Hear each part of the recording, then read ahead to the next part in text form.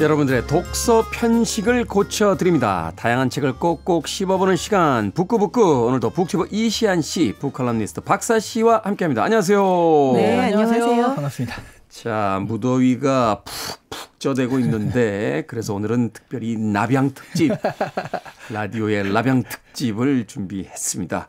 처음에 독서 편식을 고쳐드린다고 했잖아요. 네. 저도 이것 때문에 편식을 이거 공포, 스릴러 되게 싫어하거든요. 네, 저도 그래요. 저도 진짜 네. 이 장르 안 읽는데 네. 정말 이것 때문에 읽었습니다. 네. 정말. 이거를 누가 제안했는지 이제 그럼 나오죠? 이 책을 하자고. 3-2는 1이죠. 네. 네. 이소연 작가가 했던 거 아니에요? 네. 아무도 안 한다고 했는데 저 혼자 빡빡 우겨가지고 오늘 이 책을 읽어봅니다. 하지만 책 재밌게 읽지 않으셨어요? 네. 생각보다 무섭진 않았어요. 네. 지난번에 마당을 나온 남탁도 제가 너무 슬프다는 얘기를 듣고 겁나서 안 읽었던 책인데 이 방송 때문에 읽었거든요. 근데 제가 이거 별로 그렇게 슬프지 않은데 이런 느낌이었는데 이번에도 진짜 무섭다 그래서 어떡하지? 밤에 읽으면 큰일 나나? 어떡하지? 막 이러면서 봤는데 의외로 그렇게 무섭진 않았어요. 맞아요. 저도 그래서 밤에 안 읽으려고 햇빛 읽을 때 있으려고 열심히 햇빛만 찾아서 읽었는데 이거 밤에 읽어도 괜찮았겠는데 생각이 들었어요. 네. 그 소설의 재미가 있어서 이게 사실은 이제 하루에 이렇게 읽으면 안 되고요. 천천히 스며들면서 읽어야 이게 며칠 이제 저는 제가 장담하는데 여러분들 이제 오늘부터 이제 시간이 지나면 지날수록 주변 사람들과 만나고 엘리베이터에 혼자 있게 되고 새벽 시간에 깜깜한 불빛 그러니까 말하자면 불빛도 없는 깜깜한 밤에 혼자 깨시게 될 때 바로 그때 이 책이 한 구절이 생각이 나기 시작합니다. 빨리 다른 책으로 덮어야겠어요. 누군가 네. 공짜 케이크를 권할 때 이럴 때 조심할 것 같아요. 굉장히. 이건 좀 슬픈데요. 네. 자, 오늘은 바로 오컬트 호러 소설로 분류되는 아이라 레빈의 로즈메리의 아기, 로즈마리 베이비라고 하는 원제목을 가지고 있습니다. 아이라 레빈은 스티븐 킹이 극찬을 했던 소위 이제 스릴러의 거장이다라는 이야기를 하기도 했었는데 이 작품이 바로 그 로만 폴란스키가 만든 영화 악마의 시의 이제 원작이 됐던 작품이에요. 제가 오늘 2부의 첫 번째 곡으로 마릴린 맨슨의 뷰티풀 피플을 틀어드렸었는데 이 마릴린 맨슨의 맨슨이 바로 찰스 맨슨에서 따온 이름인데 이 악마의 시라고 하는 로만 폴란스키 감독의 영화, 바로 이 로만 폴란스키 감독의 아내였던 샤론 테이트를 아주 잔혹하게 살해한 사람들이 소위 이제 맨슨스 패밀리라고 불렸던 맨슨 추종자들에 의해서 벌어졌던 사건이었습니다. 이 사건을 조금 비틀어서 가상의 역사로서 만들었던 영화가 최근에 있었죠. Once Upon a Time in Hollywood이라고 하는 영화에서 마고 로비라는 배우가 바로 샤론 테이트를 연기하기도 했었습니다. 자, 이 많은 이야기들을 가지고 있는 악마의 시, 로즈메리의 아기라고 이제 번안이 돼 있죠. 이 작가인 아이라 레빈, 어떤 작가인지 박사 씨께서 좀 소개를 해 주시죠. 네. 이 아이라 레빈은 이론 굉장히 낯설 겁니다. 그렇지만 굉장히 많은 베스트셀러를 냈던 작가죠. 네. 소설가이기도 하고 극작가이기도 하고 또 작곡가이기도 했습니다. 이 철학과 영어를 전공한 다음에 TV 대본 작가로 활동을 했어요. 그러면서 연극을 연출하기도 했는데요. 이 첫 소설을 발표한 게 23살 때였습니다. 23살 때? 네. 그리고 이때 냈던 죽음의 키스라는 책으로 에드거 앨런 포 신인상을 받게 됩니다. 에드거 앨런 포상이면은 이 추리소설이나 서스펜스계 작가들에겐 최고의 상 아닙니까? 그렇죠. 근데 이거를 심지어 한 번이 아니고 2번을 받게 됩니다. 네. 또다시 참을 수 없는 질투가 뭐예요? 이렇게 매번 질투하셔서야 어떻게 지금 저희가 얘기를 하겠습니까? 매주 참을 수 없는, 특히 괴테 때 제일 압권이었고. 그렇죠. 네, 이 많은 작품을 쓰진 않았지만 출간된 작품들마다 반응이 되게 좋았고요. 영화화된 것도 많았어요. 그 영화뿐만이 아니라 브로드웨이에서 가장 오래 상영된 코미디 스릴러물인 데스트랩도 그의 작품이고요. 그렇군요. 이 작품으로 두 번째 에드가 앨런 포상을 받았습니다. 그리고 이 죽음의 게임이라는 작품은 토니상 최우수 연극상 후보에 오르기도 했고요. 이 정도면 영화, 드라마, 연극, 토니상이면은 뮤지컬까지 갔다는 이야기 아닙니까? 그렇죠. 다 휩쓸었다고 봐야겠네요. 네, 그 중에서 가장 유명한 작품이 바로 오늘 살펴볼 이 로즈메리의 아기입니다. 거봐요, 제가 잘 골랐잖아요. 이 소설도 유명했지만 그 말씀하셨던 대로 1968년에 그 영화한 악마의 시, 이 작품이 되게 유명한데요. 저는 사실 무서워서 못 봤고요. 네. 소설만 겨우 읽었습니다. 네. 어쨌든 말씀하셨듯이 그 스티븐 킹이 그 서스펜스 소설계의 장이다라면서 아주 극찬을 했는데요. 하는데요. 이분이 왜 이렇게 극찬을 했는지를 보려면 역시 작품을 보는 게 작품을 봐야지 알 수 있지 않을까라는 생각이 듭니다. 그렇군요. 우리가 이제 알고 있는 어떤 추리소설의 거장, 그럼 뭐 에드가 앨런 포라든지 뭐 코난 도일, 그리고 그 이후에 뭐 서스펜스계 뭐 이제 스티븐 킹, 뭐 대표적인 인물이죠. 그렇게 보는데 그 중간 어디쯤인가 바로 대가로서 존재했던, 하지만 우리에겐 그렇게 많이 알려지지 않았던 작가가 바로 아이라 레빈이다. 소개를 해줬고, 자, 줄거리 이제 이시안 씨 주목이 됩니다. 오늘도 과연 결말까지 어디까지 갈 것인지, 한 번에 가서 어디까지 갈 것인지, 어디까지 갈 것인지 일단 스릴과 서스펜스가 느껴지네요. 일단 처음 시작을 해보자면 주인공은 로즈메리와 가이라는 두 부부거든요. 이 처음에 이 사람들이 간절히 들어가길 원했던 유서 깊은 브랜포트 아파트로 이사하는 장면에서 이야기가 시작이 돼요. 가이는 무명에 가까운 배우예요. 근데 로즈메리가 아파트에서 처음 사귀게 된 아가씨가 바로 그날 추락사를 합니다. 그 아파트에 들어간 날. 테리죠, 테리. 네. 사실 이 아파트는요, 알고 보니까 흉흉한 사건들 때문에 여러 가지 안 좋은 소문에 휩싸인 그런 아파트긴 했거든요. 근데 오히려 이 추락사를 계기로 그 옆집에 로만과 민이라는 노부부 내외가 알게 돼요. 그리고 그들의 친구까지 알게 되면서 이 두 부부는 많은 도움을 받게 됩니다. 평온한 날이 계속되는데요. 저는 이게 한 반 정도까지 이 얘기거든요. 근데 이게 공포소설, 무서운 소설이라고 하는데 너무 그냥 가정소설. 너무 일상적이죠. 신혼부부의 아름다운 일상 이런 거여가지고 이게 뭐지? 재미가 왜 이렇게 없지? 생각을 했었어요. 여기까지는. 근데 그 다음에 평온한 날이 계속되다가 어느 날 로즈메리가 여러 가지 그 파티를 하다가 잠이 들었는데 기괴한 생물에게 강간당하는 꿈을 꾸게 돼요. 근데 그 꿈 이후에 임신을 하게 되는데 남편은 사실은 자기였다라고 이제 얘기를 하죠.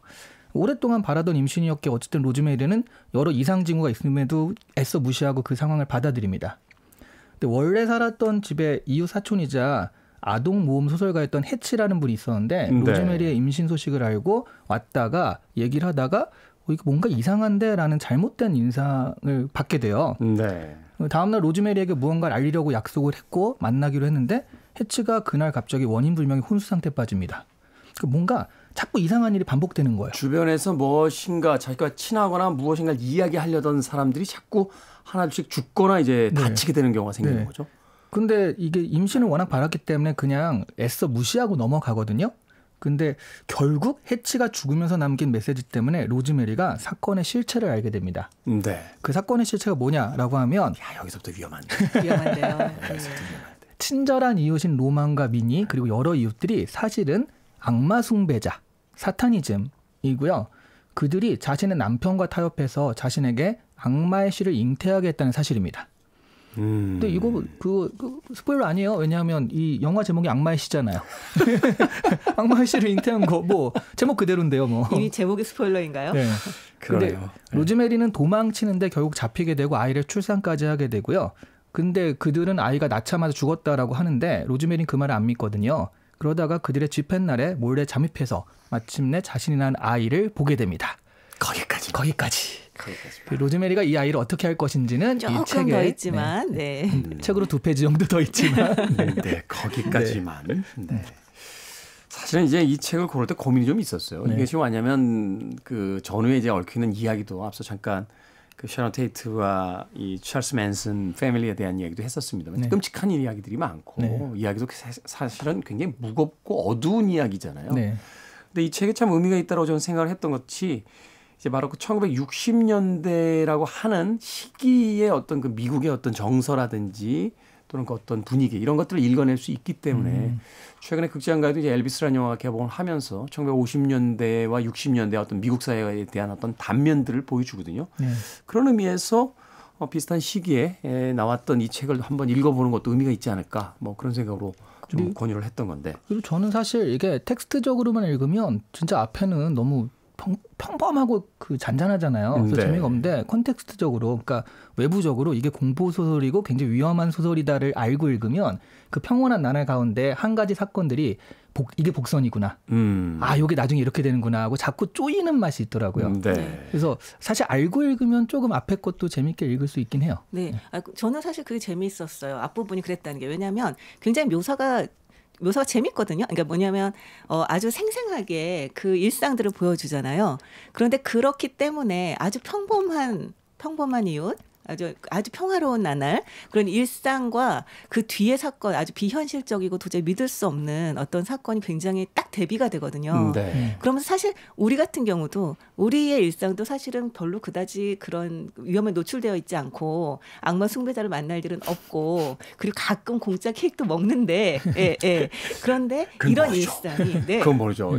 벌써 우리들 중에 누군가 하나가 그렇죠. 그럴 수 있다는 거죠. 충분히. 그럴 수 있다는 거죠. 네. 매번 오실 때마다 커피를 주는데 혹시 이 커피에 항상 뚜껑을 검정색을 가져와요. 하얀색 뚜껑도 있는데 아무튼 뭐 이게 사실은 아무것도 아닌데 이 공포가 바로 거기서 시작이 되는 것 같아요. 네. 그렇죠. 책을 처음에 읽을 때는 이게 뭐야 그냥 평온한 하루인데 하루하루인데 이렇게 생각을 하다가 뒷부분에 이제 읽게 되면 우리 주변의 모든 일상들이 갑자기 의심스러워지면서 네. 예, 모든 것들이 어떤 위험을 알리는 어떤 사인처럼 느껴지는 그런 부분들이 있잖아요. 그렇죠. 그러니까 사실 진짜 공포는 일상에서 오는 거잖아요. 우리가 정말 뭐 살해당할 위협에 처할 게 좀비한테 살해당할 위협에 처할 수는 없잖아요. 실제로는. 좀비를 안 믿으세요? 네. 되게 잘못한 것 같은 그런 느낌인데. 네. 아니 그냥 좀 아니 그건 진짜 의심해 봐야 돼요. 사실은. 이런 사람들 때문에 이제 그런 영화들이 잘 되는 거긴 하지만 외계인이나 좀비에 의해서 살해될 확률보다 우리가 아는 이웃들에 의해서 살해될 확률이 조금 더 높긴 합니다. 그건 그렇죠. 정말 일상에서 오는 공포가 진짜 공포인데 이게 그 일상의 공포를 좀 잘 보여주는 것 같아요. 네. 그렇죠. 뭐 그런 어떤 극단적인 범죄에 노출되는 경우가 아니더라도 우리의 삶이 얼마나 깨어지기 쉽고 우리가 평온하다고 믿고 있었던 저 세상이 얼마나 그 불안전하며 위험으로 가득 차 있는가 이런 것들을 아마 60년대 이 미국 사회가 겪고 있었던 것이 아닐까. 뭐 당시에 굉장히 중요한 사건들이 많잖아요. 뭐 히피즘도 막 시작이 되고 심지어는 이제 그 냉전 시대에서의 어떤 그 핵전쟁의 위협 같은 것들도 막 느껴지게 되고 막 이러면서 그 평온한 일상이 결코 평온하지 않다는 어떤 경고 아닌 경고가 바로 책 속에 또 담겨져 있었던 건 아닌가 또 그렇게 읽기도 했었는데. 그렇죠. 사실 말씀하신 것대로 뭐 우리를 위협하는 존재들은 사실 훨씬 가까운 사람들이잖아요. 네. 이 소설만 해도 저는 사실 악마는 별로 안 무서웠어요. 악마는 별로. 남편이 무서웠습니다. 정말 너무 무섭더라고요. 이게 진짜로 나에게 가장 실질적인 해를 끼칠 수 있는 사람은 사실은 가장 가까운 사람일 수 있다는 거. 네. 그리고 굉장히 많은 범죄들이 가까운 사람들에 의해서 일어나고 있다는 거 우리는 굉장히 잊기가 쉬운데 네. 이 작품을 보면은 아주 실감이 나죠. 가장 친밀한 그죠? 가장 친밀한 가장 또 내 편이라고 믿는 그 남편이 네. 거기까지만 하도록 하겠습니다. 특히나 저는 이 남편의 이름을 가이 우드하우스라고 지은 것도 탁월한 선택이었다고 봐요. 왜냐하면 이제 이름이 가이잖아요. 그냥 남자 일반을 지칭하는 그러니까 어떤 특정한 누구를 이야기하는 것이 아니라 불특정한 누군가를 이야기하고 있다는 것이 이름 속에서 하나의 힌트처럼 이렇게 느껴지기도 했었는데 이야기를 듣다 보니까 여러 편의 영화들 속에서 그런 비슷한 장면들도 떠오릅니다. 좀비에게 살해당할 위험은 없다고 했는데 이제 부산행 같은 거 보면요. 좀비보다 무서운 게 사람이에요. 그렇죠. 네. 문 걸어 잠궈 버리는 그 사람들이 더 무섭게 느껴지는데 바로 박사 씨의 이야기처럼 이 책에서 가장 무서운 사람은 남편이 아닌가. 웃을 대목이 아닌데 웃음이 나네요. 갑자기. I want it. I need it. I'm desperate for it.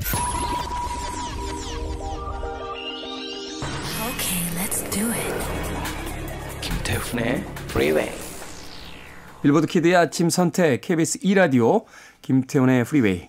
북구북구 박사씨 이시안 씨와 함께 오늘 아일라 레빈의 로즈메리의 아기 읽어보고 있습니다. 자, 이 책을 이제 장르적으로 이야기할 때 오컬트라고 합니다. 말하자면 이제 뭔가 어떤 영적인 우리가 과학적인 이론으로 설명되지 않는 어떤 그런 신비로운 무엇에 의해서 이제 공포가 조성되는 이런 장르들을 이야기하거든요. 네.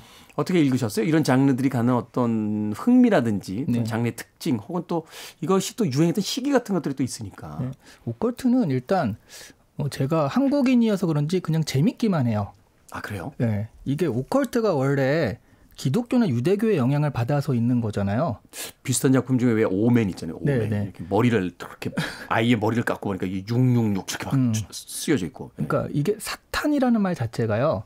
그게 대적하는 자라는 뜻이라는 거죠. 네. 그러니까 대적하는 자라는 말은 그 기독교적인 그런 거에 대적하는 거니까 사실은 기독교가 없으면 성립하지 못해요. 그렇죠. 그 네. 루시퍼가 결국은 그 기독교의 신과 네. 이제 반목하고 이제 쫓겨나면서 이제 타락 천사가 되는 거니까. 네. 그렇죠. 그 달리 말하면 기독교적 상식이 있으면 그 반대쪽의 오컬트도 굉장히 우리한테 문화적으로 와닿는데 네. 뭐 사실 우리가 기독교적 상식도 많지 않고 그러니까 그 반대적인 상식도 많지 않고 해서 여기서 가령 666이라는 말 자체가 이제 많이 알려졌으니까 그렇지 이런 걸 모르는 사람은 666 나 좋아하는 숫자인데 뭐가 문제지? 이렇게 할 수도 있다는 거죠. 그렇죠. 네. 사실은 이게 어떤 백넘버라고 하죠. 운동선수들이 등에다 넘버를 달 네. 때 뭐 7이야 행운의 숫자라는 걸 누구나 압니다만 이 기독교인들은 또 6 자체 굉장히 피하거든요. 그렇죠. 그러니까 사실은 그런 영향권 안에 있어야 이 책의 천사는 이제 공포를 비로소 체감하게 되는데 그렇죠. 맞아요, 맞아요. 게다가 네. 하나 더 하자면 동양은 그 낯선 세계가 같이 사는 공생의 세계로 이해를 하는 것 같아요. 네. 가령 귀신이 있다라고 해도 귀신이 나와서 억울함을 풀어주면 그냥 물러가고 그러잖아요. 내 다리 돌려줘. 내 다리 돌려줘. 거기서 나오고. 그 진짜 무섭잖아요. 그게? 그게 제일 무서워요. 자기 다리 돌려달라고 하는 게. 결국 이 낯선 존재 역시 같이 살아가는 존재다라는 그런 인식이 좀 있는 반면에 서양은 적대하는 자니까 이걸 정복하고 그런 개념이 강하다 보니까 이들이 서로 반격할 때 이 무서움을 가질 수 있는 그래서 동양과는 약간 느낌이 다른 것 같기도 합니다. 하긴 그렇죠. 옛날에 우리 조상들은 부모님이 돌아가시면 그 묘 옆에다가 네. 집 짓고서 거기서 3년씩 살았잖아요. 그렇죠. 뭐 그런 어떤 행동들을 봤을 때 사실은 또 이 어떤 종교적인 개념 자체가 뭐 이렇게 그 응징하고 뭐 거기에 뭐 대적하는 어떤 마귀들이 나오고 이런 사고관을 가지고 있지 않으니까 기독교적 사고관이 없으면 사실은 그렇게까지 공포스럽지 않을 수도 있다. 네. 네. 그렇군요. 정말 오컬트라고 하는 건 어떻게 우리는 사실은 굉장히 이를테면 비현실적인 뭐 좀 그런 현상들은 굉장히 비합리적이고 신비적인 것들은 사실은 일상에서도 접하긴 하거든요. 네. 뭐 나는 귀신을 보는 사람이야 이런 거 아니라고 하더라도 좀 합리적으로 설명하기 어려운 일들이 일어나고 그것에 대해서 설명을 하기 위해서 여러 가지 이제 이를테면 설명들이 있을 수 있는데 문제는 뭐냐면 지금 현재의 그 오컬트 이제 뭐 장르라고 하는 것들이 가지고 있는 건 굉장히 서양 중심 말씀하셨던 것처럼 기독교와 같은 서양 중심이라서 우리가 그것을 정말 공포로 체감하기에는 좀 어려운 면이 있는 것 같기는 해요. 저 같은 경우도 사실 아까 말씀드렸을 때 난 악마보다 무서운 게 남편이었다고 말씀을 드렸는데 남편은 오히려 되게 실감이 난다는 거죠. 그렇죠. 현실에서 이제 느껴지는 실존하는 사람처럼 그럼요. 읽게 되니까. 네. 근데 이 악마는 사실 잘 모르겠어요. 이게 제가 뭐 그 사이에 오컬트 뭐를 여러 가지 많이 접하면서 이 상징들을 안다고 하더라도 그 무서움이라고 하는 것이 아주 실감나진 않는다는 거죠. 하지만 그의 반면에 동양적 공포는 확실히 좀 무서워요. 아까 말씀하셨던 그 전설의 고향 같은 경우. 네. 그 네 다리 내나 그 얘기 안 하려고 그랬거든요. 그거 진짜 옛날 얘기예요. 저희 아주 어렸을 때 얘기잖아요. 그죠? 전설의 고향. 저도 할머니한테 들은 얘기. 저는 예술의 전당밖에 몰라요. 전설의 고향은 몰라요. 네. 그런 어떤 동양적인 공포라고 하는 것에 또 우리는 근본적으로 또 거기에서 이제 오싹함을 느끼는 부분들이 있는 거죠. 이런 문화적인 기반이 다를 때 느끼는 게 달라지는 것이 어떻게 보면 이 오컬트라고 하는 장르의 좀 한계가 아닐까라는 생각은 들어요. 그렇군요. 사실은 그래서 이 책에서 앞서 이야기해 주신 대로 이제 느끼게 되는 공포라는 건 그 사타니즘에 경도된 사람들. 그러니까 말하자면 어떤 잘못된 미신이라든지 종교라든지 혹은 이념에 이제 휩싸여서 누군가를 희생양으로 찾고 있는 사람들에 대한 어떤 공포 이런 것들이 사실은 이 책 안에서 가장 크게 느껴지잖아요. 저는 사실 그래서 이 장르를 이 로즈메리의 아기를 읽어봤을 때 이게 과연 뜻하는 것이 무엇일까? 일단 이제 아주 좋게 포장되어 있는 집으로 이사를 오면서 시작이 되는데 사실은 그 집이 원래 있던 터에는 정말로 엄청난 무서운 일들이 있었고 지금 그 겉모습만이 그렇게 화려할 뿐이다. 그리고 친절하고 양반인 척하는 굉장히 어떤 양반이라는 역시 전설의 고향 맞네요. 할머니가 말씀하셨습니다. 그 친절하면서도 굉장히 예의 바른 것 같은 그 사람들의 그 이면에 그들이 가지고 있는 어떤 잘못된 이념이라든지 신앙의 문제가 이제 드러나게 될 때 느끼게 되는 어떤 공포 같은 것들. 아무도 작가는 자신이 살았던 1960년대의 어떤 시대적인 분위기를 바로 이런 어떤 상징들을 가지고 좀 읽어내려고 했던 게 아닐까 또 그런 생각도 해봤는데요. 네. 이런 말 해도 될지 모르겠지만 요즘 양두구육이란 말이 유행하고 있잖아요. 무서운 말이죠. 네, 양두구육이란 말이 유행하고 있는데 딱 여기 이 사람들이 딱 그런 모습들을 딱 그 보여주고 있는 게 아닌가 하는 생각도 드네요. 그렇군요. 책을 읽으시면서 야 그런데 이 장면 진짜 무서웠다 하는 장면이 있다면 한 장면씩만. 이건 남양 특집이니까요. 아, 저는 그 무섭다라기보다는 약간 애타는 거 있잖아요. 애타는 거. 그게 말씀하신 남편, 그러니까 로즈메리가 뭔가 잘못되고 있어서 뭔가를 파헤쳐요. 그래야지 어느 정도 알게 되는데 그거를 그대로 남편한테 가서 이랬다 저랬다 다 얘기하고 있잖아요. 근데 제일 수상한 게 남편인데. 그래서 안 돼, 그러면 안 돼. 꼭 남편한테 가서 얘기를 하고 결국 그게 저지당하고 이런 것들이 몇 번 반복이 되는데 남편한테 달려갈 때마다 진짜 이렇게 다리를 딱 잡고 가지 마 이러고 싶은 생각이 들더라고요. 이 책의 하이라이트가 바로 그거죠. 남편한테 가지 마라고 외쳐야 되는 독자의 심정. 남편이 그렇죠. 무간도예요. 그렇죠. 네. 박사 씨는 어떤 장면 인상적이셨습니까? 아, 네. 아무래도 이 로즈메리가 정말 탈출하고 나서 탈출에 성공했다라고 생각을 했을 때 자기가 도움을 청했던 그 닥터 힐이라고 하는 사람이 네. 딱 그 남편과 딱 정말 그 악마 숭배자를 데리고 오잖아요. 이 로즈메리가 정신이 이상해졌다라고 판단을 하고 그들을 보호자를 불러오는 거잖아요. 그래서 문을 딱 열고 들어왔을 때 그 모습 진짜 너무 좌절스럽고 네. 너무 무서운 것 같아요. 그게 흔히 이제 지금은 어떤 클리셰처럼 쓰이잖아요. 그렇죠. 예전에 우리나라에서 봤던 영화 중에 추격자라는 영화 있었죠. 하정우 씨가 연쇄살인범. 네. 거기서 그 탈출에 성공하잖아요. 그 여자분이. 맞아요. 그리고 가게에 들어가서 살려달라고 네.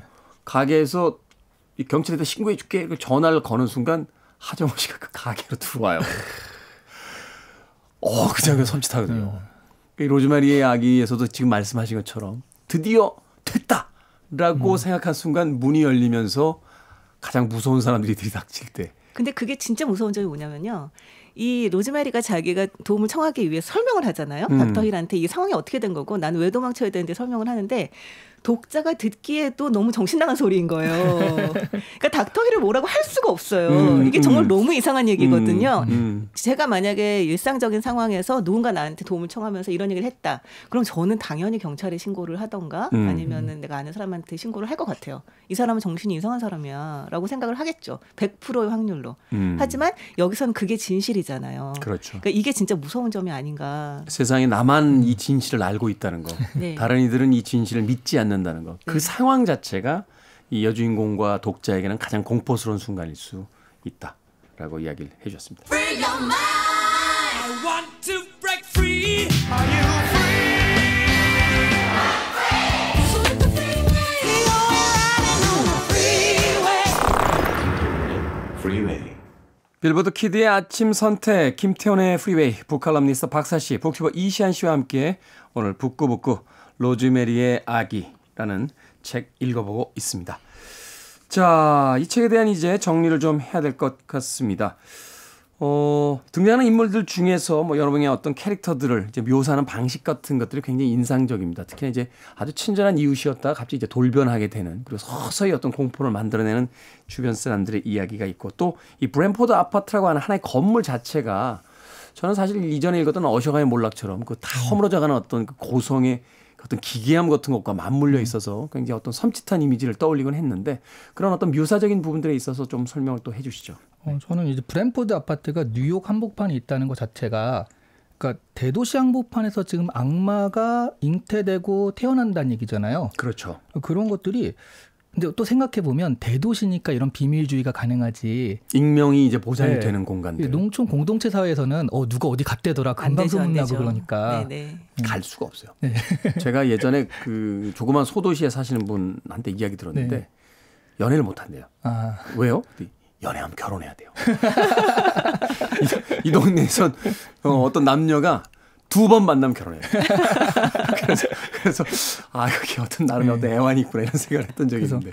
대도시 한복판에서 악마가 태어나고 자란다는 설정이 뭐 그러니까 현대니까 가능하다 싶기도 하고요. 그리고 또 조금만 우리가 은유를 넣어서 생각을 해보면 현대를 살아가고 있는 그 우리의 적이와 나쁜 마음이 이 로즈메리의 아기로 비유되는 게 아닐까, 그런 상징이 아닐까, 그런 생각도 해요. 그 대도시에서 자라나는 그런 나쁜 마음들이죠. 저 사람을 죽이고 저 사람을 경쟁해가지고 내가 밟고 일어서야겠다, 이런 마음들. 그래서 로즈메리 같은 경우도 그건 안 돼라고 생각을 하지만 결국 받아들이기도 하거든요. 이런 마음들을. 그래서 이런 부분들을 좀 잘 은유적으로 나타낸 게 아닌가 하는 생각도 들더라고요.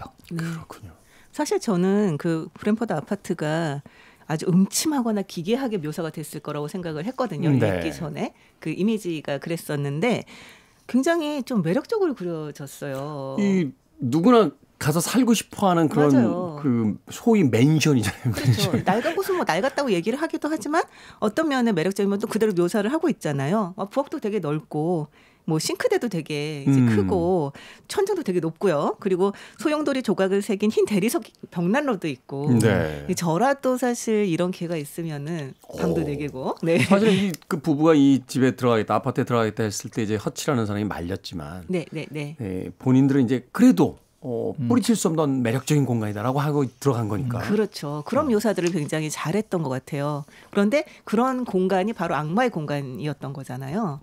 그게 이 책이 갖는 어떤 놀라운 점인 것 같아요. 네. 악마를 전형적인 어떤 음침함으로 묘사한 게 아니라 우리가 보고 있는 저 화려한 볼거리들 또 세련된 무엇 그 이면에 있는 악마. 그렇죠. 그리고 그 이웃들도 정말 굉장히 친절하잖아요. 그 민이라고 하는 사람만 하더라도 민이라는 할머니만 하더라도 아주 평범한 할머니거든요. 좀 오지랖이 너무하다라는 생각이 들기도 하고 엄청 친절하기도 하고 되게 일테면 수다쟁이이기도 하고 이런 사람이 악마 숭배자였다니.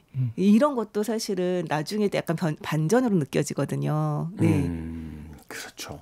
바로 그런 지점들이 우리가 이제 멈춰서서 생각해보게 되는 이게 왜 이렇지? 우리가 전형적으로 생각했던 어떤 그런 방식들이 아닌 이런 방식들로 왜 책을 써나가지? 하는 것들이 바로 이 작가가 의도한 어떤 이 책의 어떤 주제를 담고 있는 부분이 아닌가 그렇게 이야기를 해 주셨습니다. 자, 이 호러 소설 지금은 뭐 워낙 자극적인 컨텐츠가 많기 때문에 이 한 편의 소설이 과연 이 여름에 무더위를 얼만큼 식혀줄지는 모르겠습니다만 책이 가진 즐거움 중에 하나는 아주 얇은 책이라 할지라도 그 안에서 우리가 찾아낼 수 있는 풍성한 이야기들이 있다는 점이 아닐까 하는 생각이 드는데 그런 의미에서 이 로즈메리의 아기는 여전히 유효한 책으로서 이 여름에 한번 좀 읽어볼 만한 책이 아닌가 저는 개인적으로 그렇게 생각을 해서 네. 계속 약간 변명하시는 것 같은 그러니까요. 느낌인데요.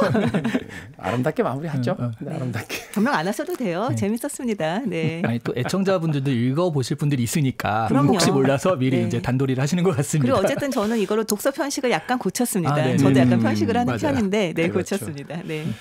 영화도 꼭 보시길. 그건 아니라고 생각합니다. 이게 찾아보니까 소설보다 영화에 대한 평이 굉장히 높더라고요. 그 로만 폴란스키가 사실은 이제 개인적인 사생활 때문에 이 샤론 테이트라고 하는 그 살해된 자신의 아내와의 어떤 관계뿐만이 아니라 그 이후에 사실은 좀 난잡한 사생활 때문에 약간 퇴출된 네. 그런 감독이기도 합니다만 영화를 잘 만든 영화는요 정말 잘 만들어요. 그래서 그의 최고작 중에 하나를 꼽는 게 이제 로즈메리의 아기. 우리나라에서 이제 악마씨라고 번안이 되어 있는데 이 작품 꼭 한번 보시길 바라겠습니다. 네, 무섭습니다. 아주 저는 영화를 먼저 봤어요. 그래서 소설을 읽을 때도 영화의 장면들이 자꾸 머릿속에 떠올라가지고 섬찟섬찟했던 그런 기억이 있습니다. 경고해 주셔서 고맙습니다. 제가 보내드릴게요. 링크 보내드릴게요. 꼭 보시도록 하세요. 자, 한 줄 추천사 듣도록 하겠습니다. 이게 사실 제가 이제 이런 독서에 대한 걸 하다 보면 책을 추천해달라는 얘기를 되게 많이 듣거든요. 네. 근데 안 추천한 책이 있어요. 그랬을 때는 이거 읽지 마세요라고 할 수는 없잖아요. 그래서 이제 한정해서 얘기합니다. 이런 거에 관심 있으신 분은 보세요. 이런 식으로. 참고로 그렇다고요. 이 책에 대한 추천사는요. 뭐 매니아라면 읽어볼 만합니다. 매니아라면. 네, 이렇게 살짝 추천하도록 장르적 하겠습니다. 취향을 이제 심하게 타는 작품이니까 네, 매니아라면 이런 장르를 좋아하신다면 읽어보십시오라고. 네. 저는 아까 잠깐 우리 쉬는 시간 잠깐 얘기할 때 제가 본격 비혼 조장 소설이다. 라고 말씀을 드렸었는데요. 저희 한 줄 추천사 이렇습니다. 부부관계가 위태로울 때 보세요. 네. 부인도 남편도 내 편이 아닐 수 있습니다. 마음을 정리하는데 아주 큰 도움이 되실 겁니다. 잠깐만요. 위태로울 때 보고 어떻게 해요 이제. 자, 두 분의 한 줄 추천사 마무리하도록 하겠습니다. 북구북구 아이라 레빈의 로즈메리의 아기 읽어봤습니다. 오늘은 좀 으스스한 작품이었다면 다음 주엔 온도를 조금 따스한 쪽으로 올려보도록 하겠습니다. 프랑스의 르로르의 꾸페시의 행복여행, 우리나라에서도 베스트셀러가 된 그런 작품이죠.